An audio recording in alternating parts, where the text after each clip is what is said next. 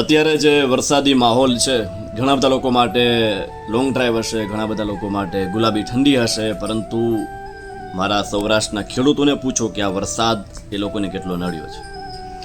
આખા વર્ષની મહેનત સાહેબ પાણીમાં, જે કાચું સોનું હતું એ ધૂળમાં ભળી ગયું.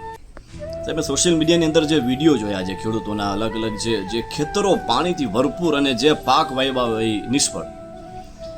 આવા સમયે એ જે તે વિસ્તારના નેતા પોતાની 50-60 લાખ કે કરોડ રૂપિયાની ગાડીમાંથી નીચે ઉતરી એક પણ વિડીયો એવો મેં નથી જોયો કે લોકો પોતાના ધારાસભ્ય કે પોતાના નેતા એ ખેડૂતોની પાસે ઊભા હોય અને દિલાસો આપતા હોય.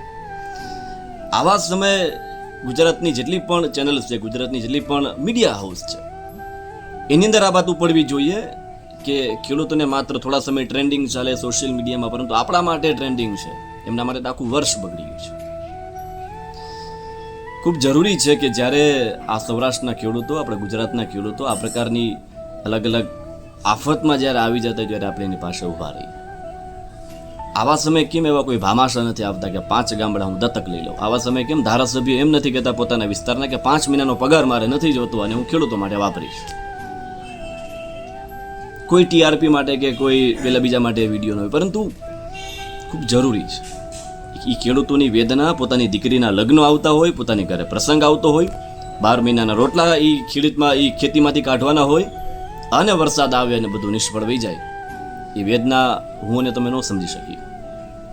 વિચારજો આ વાત ઉપર કે આવા સમયે તમારા વિસ્તારના નેતા તમારા માટે શું કરે છે અને તમારા માટે કઈ હદે કામ કરે છે. હું એવું નથી કહેતો કે નેતા કામ નથી કરતા કે ધારાસભ્ય પોતાના વિસ્તારની વારે નથી આવતા, પરંતુ જે રીતે ખેડૂતોની અપેક્ષા છે ને એ રીતે આવું ખૂબ જરૂરી બને છે. એ ખેડૂતોની આંખના આંસુ હું અને તમે કદાચ ન સમજી શકીએ.